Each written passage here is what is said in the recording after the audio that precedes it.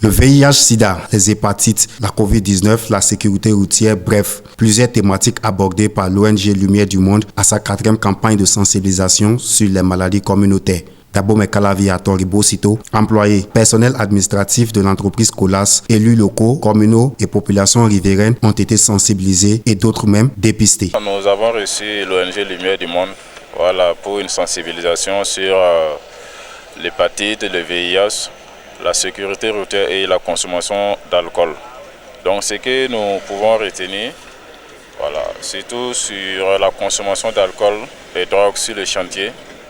Et c'est des excitants lorsqu'on les prend, on est surmonté, on est dépassé à nous-mêmes, on croit être une machine et malheureusement ce n'est pas le cas. Et ça peut envoyer des accidents comme des accidents mortels, ce qui est plus grave. Donc l'ONG invite l'ensemble du personnel à s'abstenir vraiment de l'alcool lorsqu'ils viennent sur chantier. Le but visé, c'est la santé au travail. Non seulement du travail, mais aussi de l'environnement. Et dans l'environnement, on implique les populations riveraines qui sont sur le chantier, et de tout âge, tout sexe confondu. Nous sommes sur le chantier dans le cadre de dépistage sérologique, notamment HIV. Et ceci dans le cadre d'aider ces nombreux ouvriers à se connaître.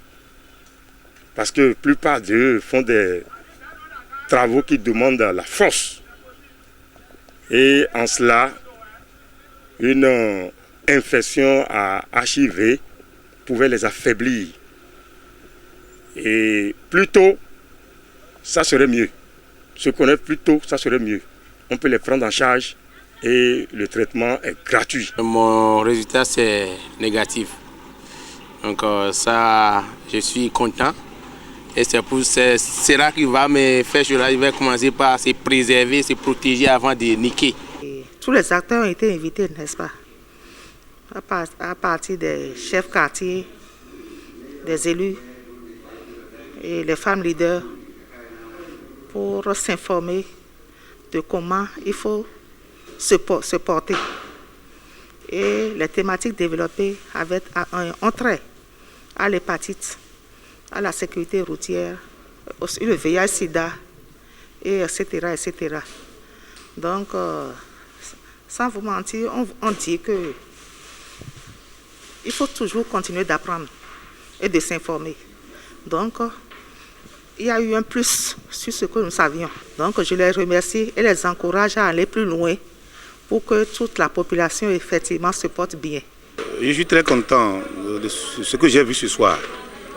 J'ai constaté que lorsque l'information est lancée, la population est sortie massivement pour écouter ce que les responsables de l'ONG ont apporté comme information.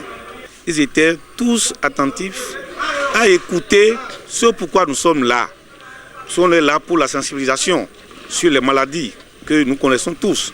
Surtout, vous savez, avec les étrangers qui sont en train de travailler sur le chantier. Vous avez plein de jeunes filles ici. Ils peuvent les chercher. C'est vice-versa. Comme les jeunes filles aussi peuvent s'intéresser à eux.